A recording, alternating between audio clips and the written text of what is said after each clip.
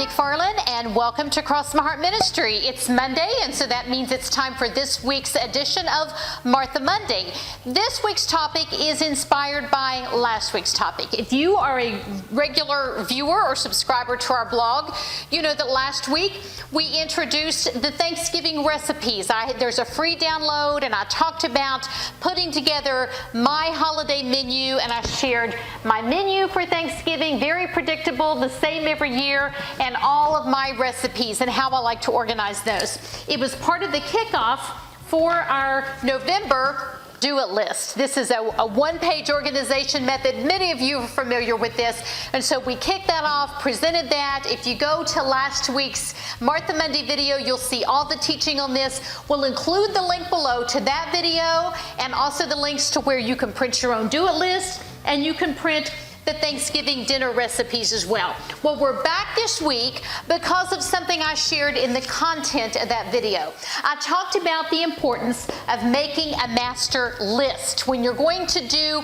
this type of cooking and you're planning to do multiple recipes for a big meal such as Thanksgiving dinner, it's very important to have an exhaustive, complete, thorough, checked twice grocery list, because the last thing we want to do is be in the middle of making multiple dishes on Wednesday afternoon before Thanksgiving the next day and have to stop what we're doing and run to the grocery store because we forgot one item that is absolutely essential to complete the recipe we're working on. I want to avoid that at all costs. So I recommended making a master grocery list, going through each of your recipes, listing what you need, adding up the quantities, and then having your master list. So I decided, rather than just sort of that be an abstract concept, maybe it would be helpful if we gave you a tool.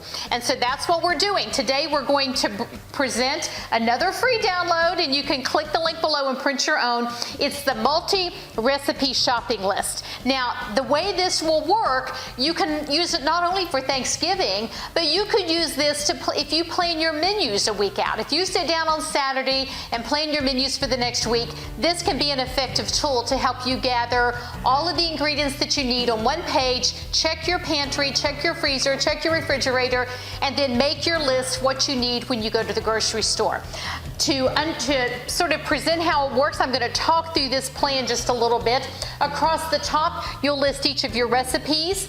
We have highlighted the every other one to make it easy to see, and then all the ingredients will be down this column on the left, and so you'll simply list the individual amounts.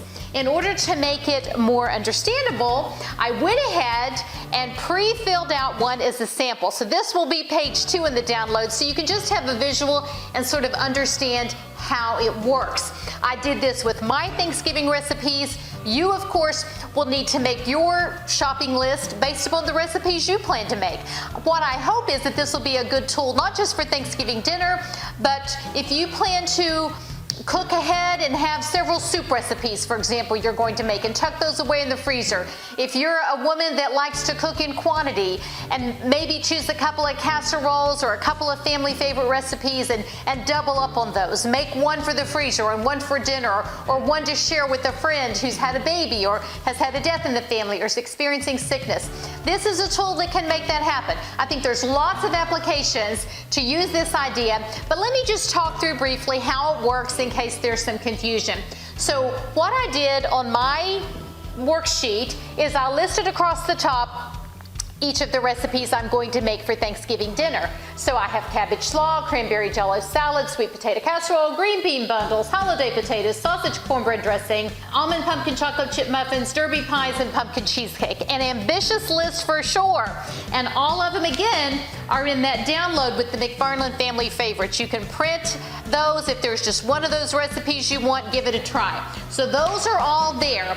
Those are the ones I'm going to be making.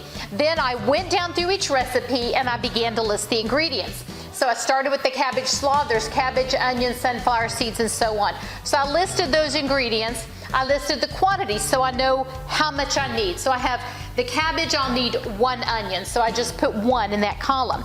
So each ingredient only gets listed once. So when I go on to the next recipe, the cranberry jello salad, I list those ingredients. When I get over, for example, to my sausage cornbread dressing, when I get there, I've got a duplicate because it also calls for onion. So I don't have to write onion down again. I just go to the line for onion and I put down that I need another onion. When I have when I've gone through each recipe, then there are areas where I have duplicates because some recipes call for, of course, the same ingredients. So I have multiple entries on lines for butter and sugar and brown sugar, cream cheese, some of those things. So the easy thing about this is everything is totaled up. So I go to my final total column, I simply add across, and I have the totals that I need. So I know that I need not just one onion, but two. And I don't want to leave anything to assumption, even though vanilla or brown sugar or salt even may be something that I routinely keep on hand. I like to list all of those ingredients just to be absolutely sure. I'm probably going to have salt, but I've gotten caught unawares with vanilla, not realizing I was down so low. So all those little ingredients, list them and then check to be sure that you have them on hand, and especially in the quantities. Do I have enough flour? Do I have enough brown sugar? So there I've got the master total here. Now, then we're not finished. You've got the list of everything you need.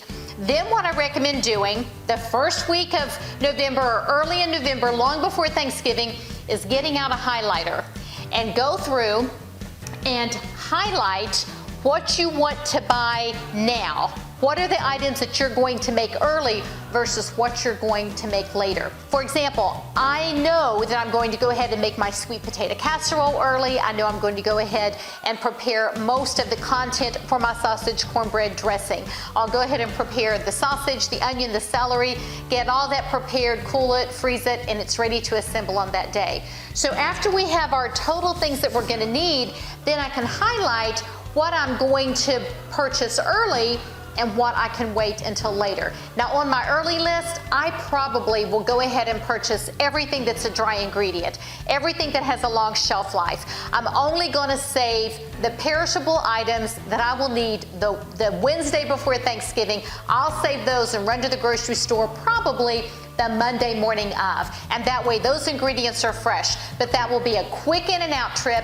I'm gonna do the bulk of my shopping for the perishables that I need early, and for all of the non-perishables that I'll need for the menu preparation. And so that way I've got everything on one list. I know exactly what I need to buy now. The things that are not highlighted, those remaining items, I know that I'm going to get that Monday morning. And so all that needs to be done remaining is to check this against what's on your shelf, what's in your refrigerator, what's in your freezer, and you can adjust the totals accordingly so that you have a good working list of what you need when you go into the grocery store. It's a great time-saving tool, and the wonderful thing for me, and I hope that you might consider, is that because I make the same menu every year for Thanksgiving, I have my grocery list prepared now.